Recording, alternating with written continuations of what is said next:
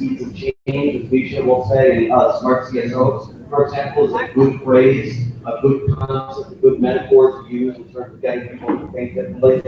We're sharing, Michael brought up oral history and the fact that we of what we're working on in this world systems movement, even though it's a movement of movements, so to speak. Right? And then finally, this power to self-organize in our various different spaces, independent of maybe some more traditional structure that we're used to thinking about. And so Lawrence brought up a really great phrase, which I think fits very well with the many paths, one direction from our previous collaborations and discussions, and that is one struggle, many fronts. And so that I think captures another good phrase to add to this list of things that we can share with the community to help as this community grows, as this movement grows, etc. Thank you very much.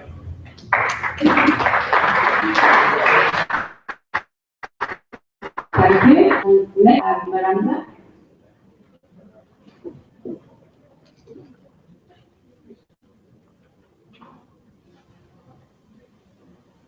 Hi, with your permission, can I invite my group members? There will be 8. Magari, Safian, Timon, Sabine, Sophie. We won't go beyond 10 minutes.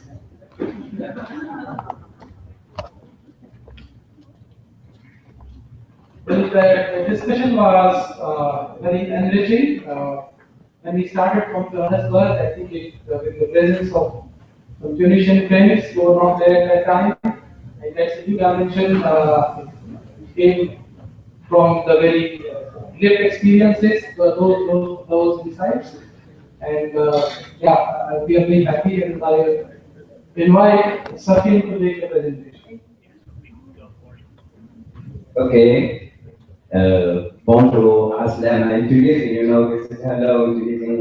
First of all, I'm Tunisian, so I would like to say welcome and everyone here in our session forum. So, okay, next, let's go. Our topic was transforming leaders work. So, in order to make our discussion very excuse me, I'm very stressed right now, but okay, let's go. First, we were trying to find main qualities that are necessary to have, the must-have qualities to do a perfect leader. So, we made the list, which is the next page, please. Thank you. Open-minded, optimistic, democratic, tolerant, powerful, skills, knowledge, empowerment, charisma, of course. And so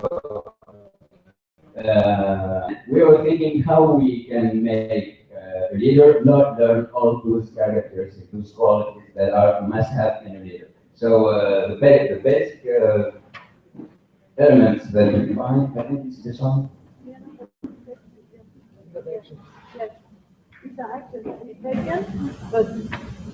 You know, maybe you should go on with the rest of it.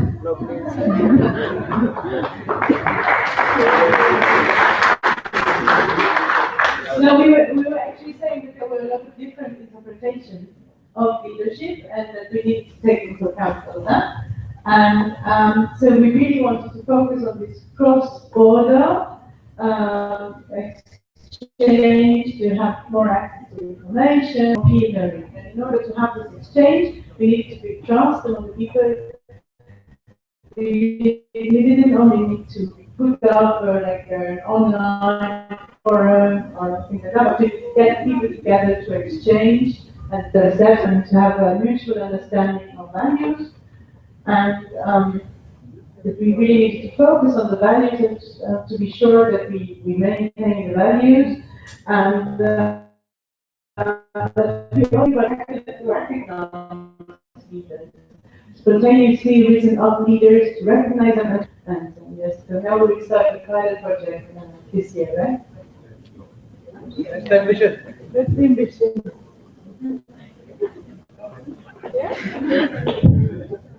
Okay, I'll go on then. Time's up. No, there was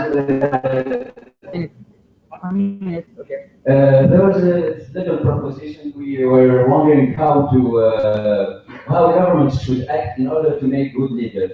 And we thought about a little project which is to include leadership lessons during high school courses. Because we think the age from 15 to 20 is the perfect age where to become a perfect leader. Otherwise, you will never be a perfect leader. So I don't know. I think high school should have leadership studies and so on.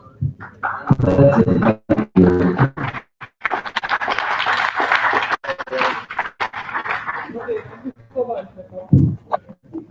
Thank you very much. I would now go correct.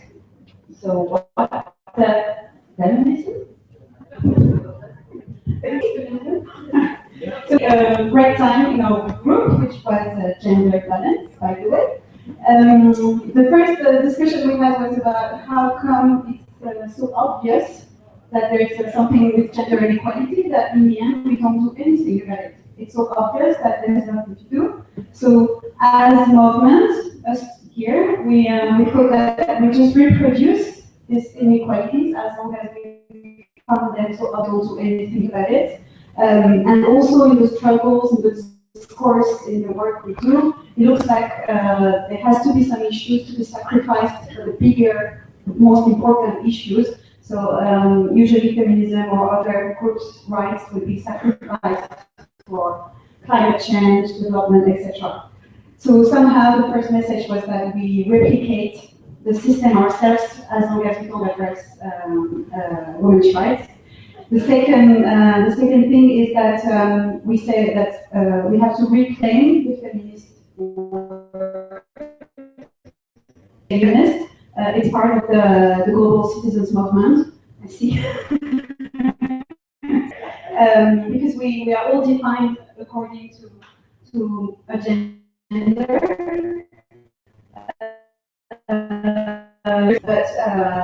But we should not forget that in any group there are power relations and power differences, and that it's not only gender, it's class, but gender seems to be one that is never addressed, especially when we are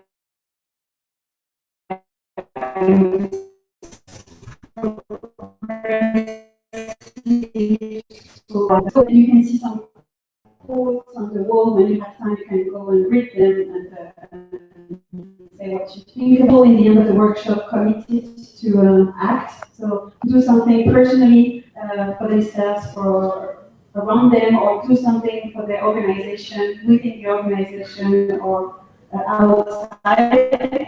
Big demand we have is for this World Citizens Movement, because it's the third time there's a conference and it's the third time that the issue is on the agenda. So we ask everybody now to go from words to action and to reclaim the F word. Okay, 1 minute, wait. So we have first test. How many of you, put your hands up now, think that tackling patriarchy, fighting patriarchy, is the starting point of the global citizenship movement? Put your hands up. And we're taking a picture of this, and we're all going to come out to you to start working with us on tackling patriarchy. Okay? So please record that. Please record that. Thank you. Great.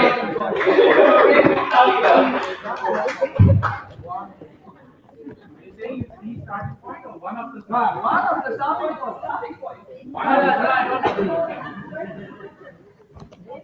So I think we have to fight over it. Is it the first or one of the starting points over the lunch? Whenever the feminist thing is on the agenda, I really feel I have to say that I'm breaking barriers in Estonia by being the president of the Estonian national football team supporters. Probably the only female person in that area. But, sorry, not about me. Now we have England Care and Muito Justice.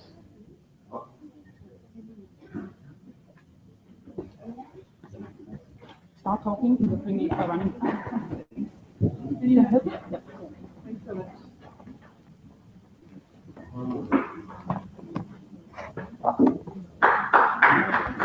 Thank you. So we had a very interesting discussion about on which we should base the persistent movement.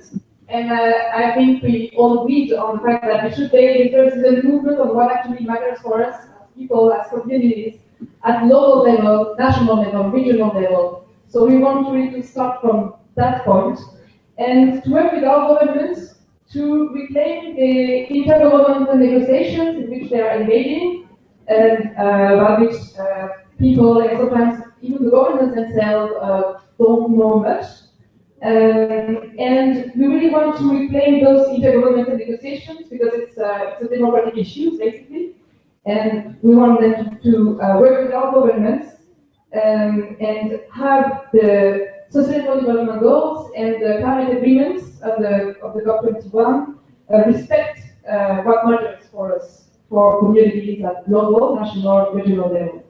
And we agreed that key moment for that would be the month of May, and that we should actually take actions together in May to influence, in particular, this process about financing sustainable development, which means how we want our states to use money, which is in a way our money, because we're contributing to produce it, how we want them to use this money and to invest in things that actually matter for us as people at local level, national level, regional level.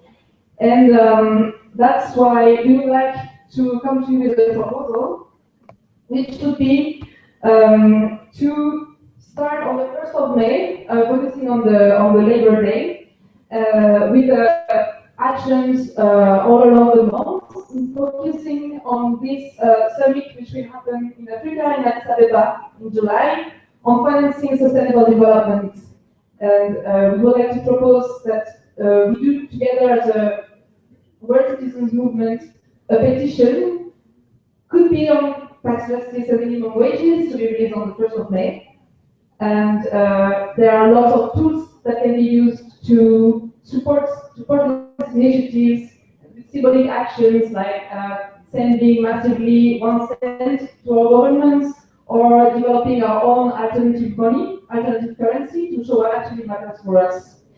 And I would like us to test this idea, who would be in for such a common action. If you agree, if not, and not sure,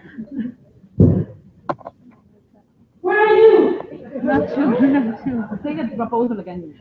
So the proposal is to have a common petition that will be released on the 1st of May. We can further discuss the exact themes, but an idea which came in the workshop was to focus, for example, the tax justice of minimum wages, and using the Labor Day as one key moment that could unite everybody, and that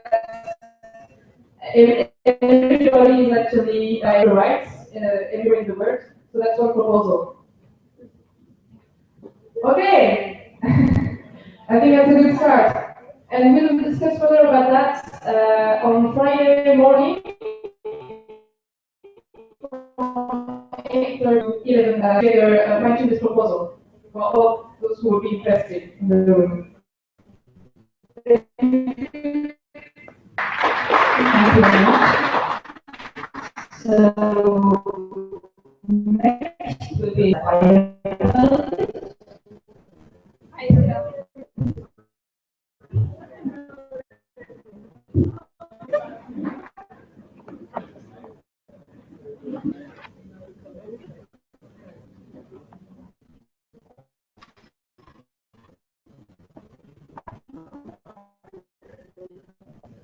So first of all, I wanted to join very happy, and I hope I can share the process with you so you can join, because maybe you were deciding which group because there were really interesting working groups, but you are still on time to join, of course. So what is the Pioneer Valley? It's a very pertinent question. Actually, we had one person on our group that said he's fired, so he doesn't know what's his fire anymore. So this is important to remind ourselves also why we are here. Yeah, so we started by framing the question. This was important. Of course, we could address the question of thinking on systemic change or transformative change, but those are not really clear ideas for everyone. So let's just make it simple and start. What do you think what is the change you want to see in the world. And that's easier, that's really easily to address to everybody. So we share a lot of ideas. The importance of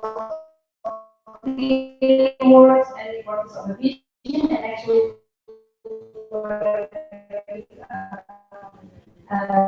consensus. How to get people don't have access to internet. For example,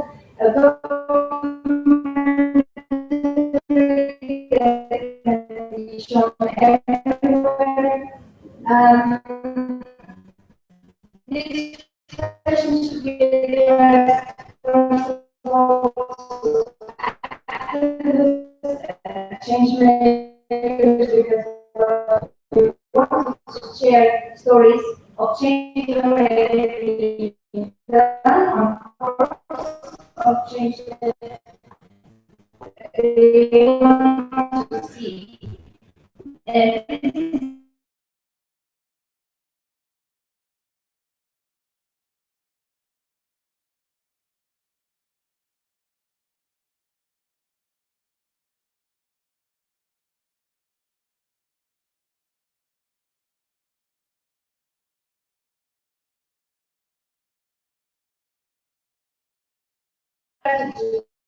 of communication already discussed and share with you.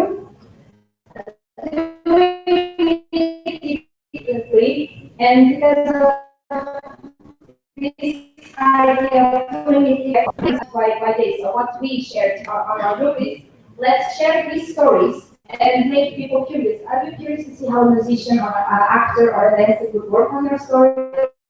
So let's exchange them. So I have a cool artist. Really cool to have an Indian story played by a Portuguese.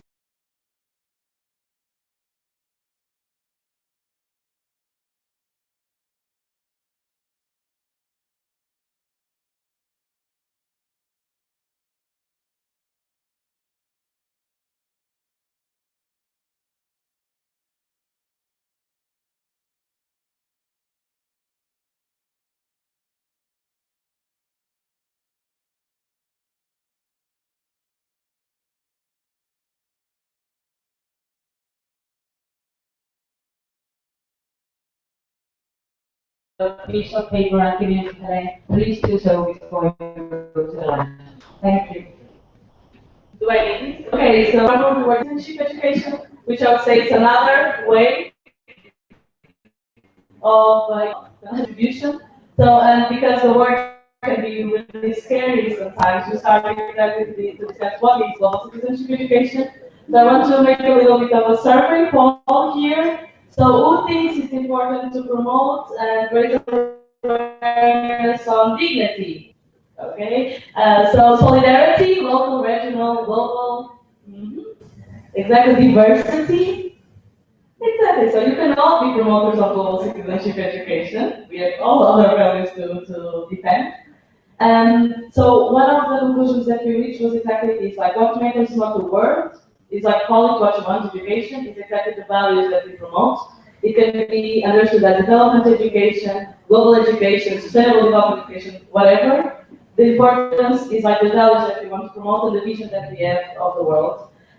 One thing that we really discussed was how do we challenge the current situation at the national level. In a lot of countries, and in some countries that were here, for example, Syria was represented in the country, people are not even having access, a lot of children are not even having access to education.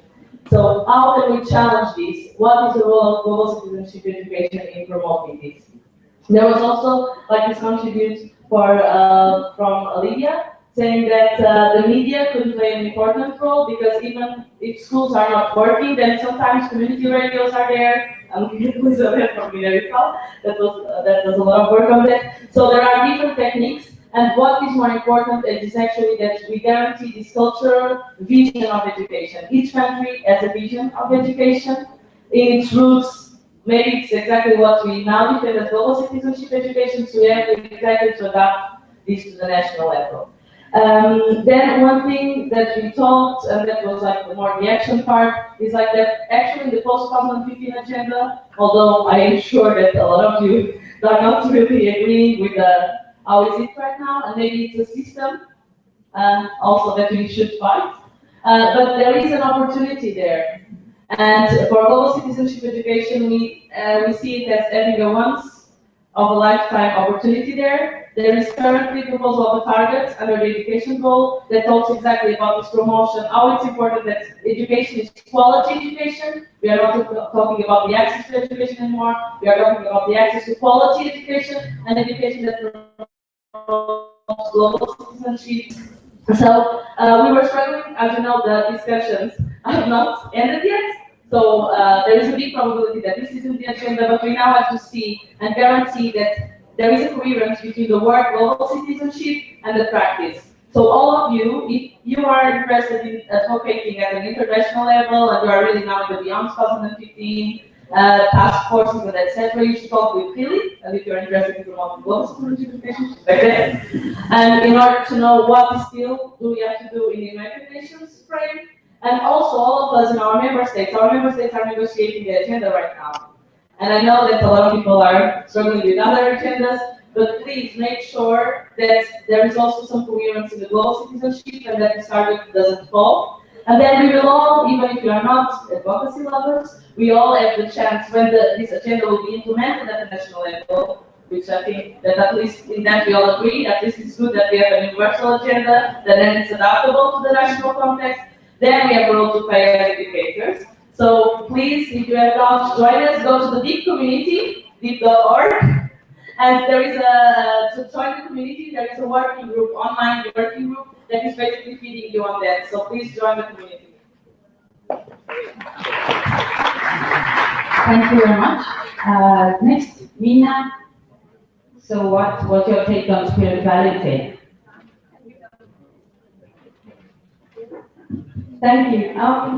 It was great to host this group. We had a strong demand for it, which made me happy. Maybe everybody who attended could just raise their hands who are here.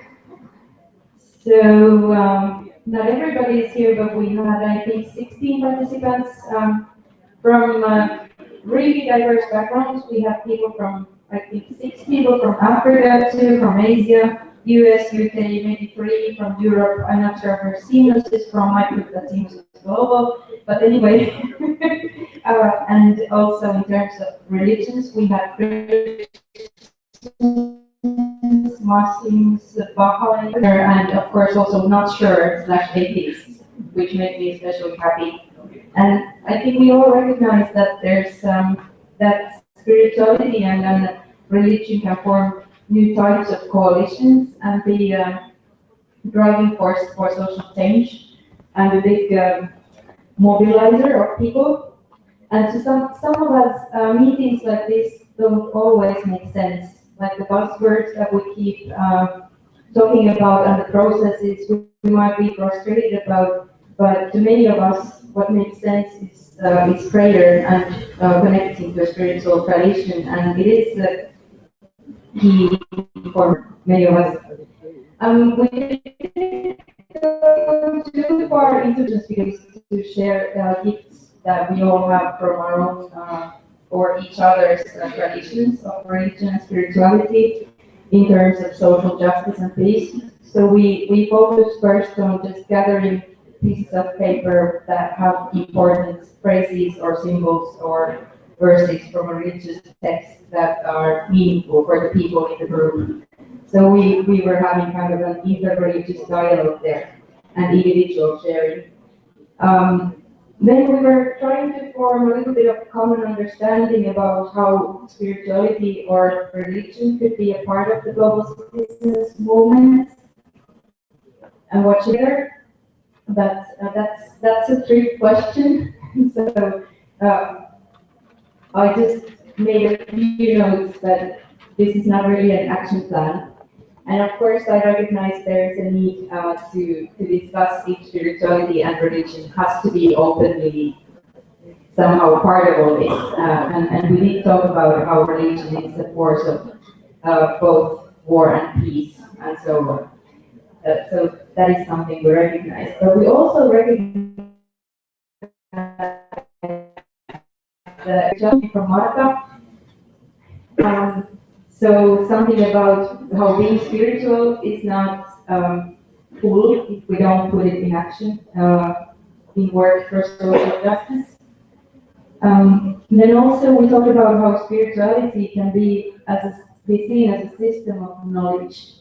So it can be and should be examined and developed in the same way as science, as natural science. Something that, or it shouldn't be only a mystery, but it should be something that can be discussed also intellectually and studied. And then we were talking about how important it is to, for some of us at least, to ask for guidance for what we are manifesting. And I think that had to do with the discussion about, for example, what happened in Tunis and before, the terrorist or crime attacks that happened here, and how should the people organizing the social forum, for example, respond to that. And at moments like this, for a lot of us, it's important to ask for guidance from a higher source of power than ourselves. Wow. Then we said that all human beings have a spirit. I'm not going to make you raise your hands about this, because I think it's okay if someone disagrees, and I'm not worried about that. That was the notion that our group had. And what is important in the end, we want to the movement to recognize in the future that spirituality is more than religion, and it's more than patriarchy, and more than power.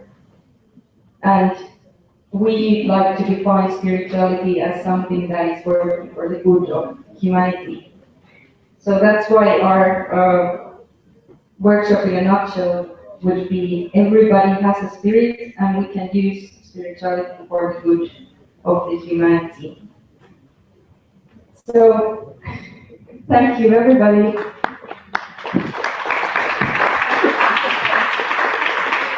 Thank you very much.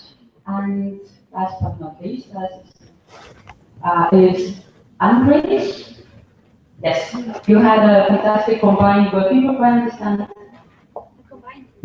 Yes, actually, in the beginning of the session, I joined my dear friend Jessie, discussing how to do hosting, how we can come together and bring all this, what we want, a change, systemic change that will bring to all of us a better future.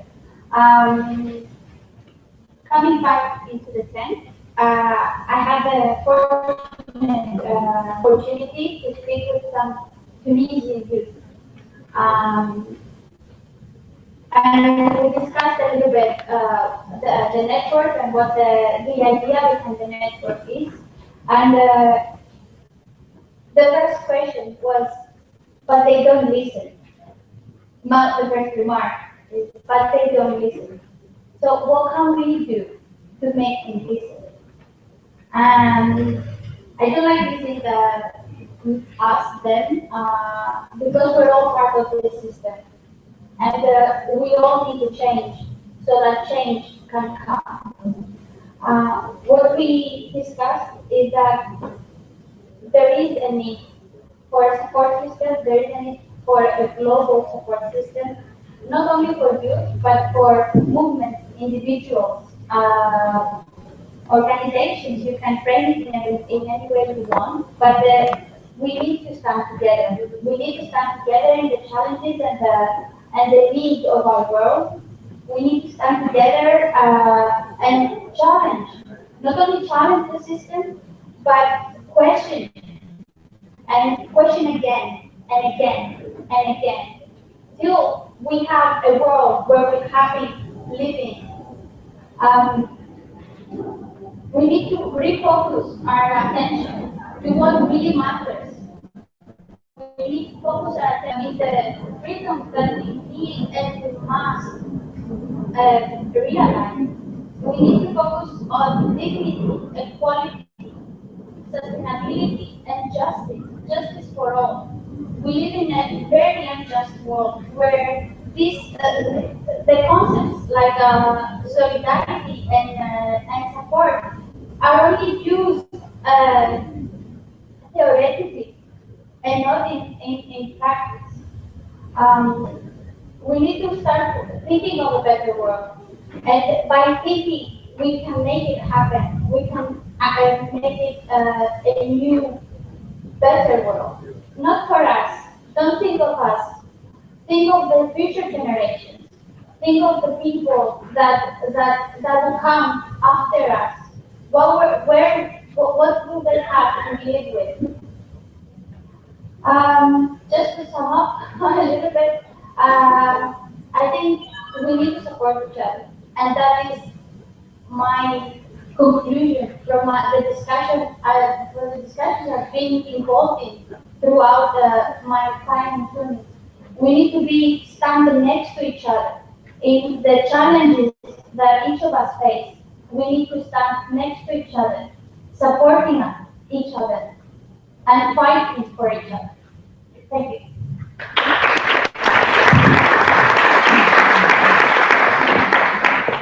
Thank you very much. Big thank you for all the conveners, but even bigger thank you to all who participated in the working groups. To really short sum up, can't actually sum up the world, can you?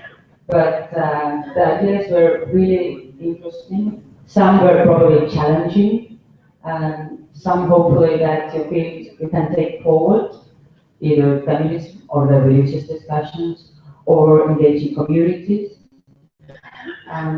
But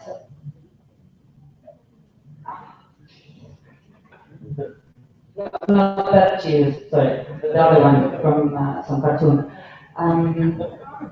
Anyway, before I close that, there will be a third session.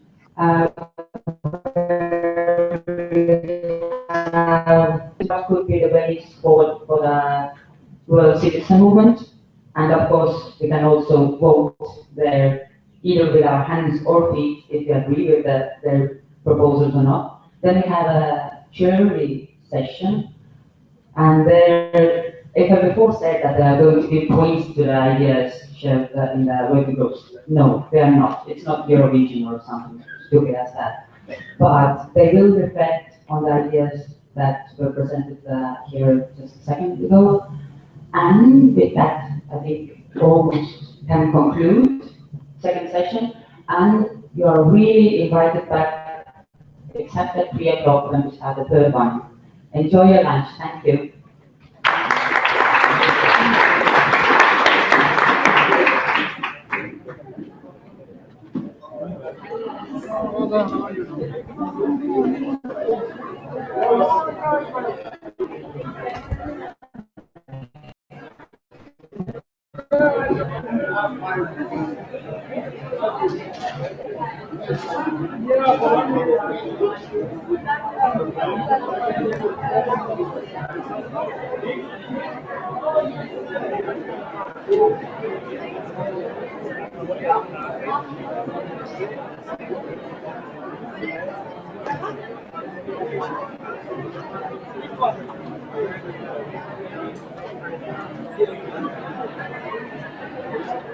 I'll come in charge after lunch.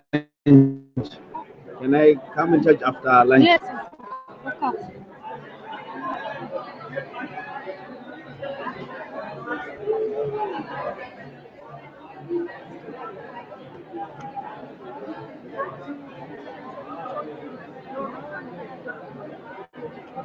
Yes, because you're not from Ireland.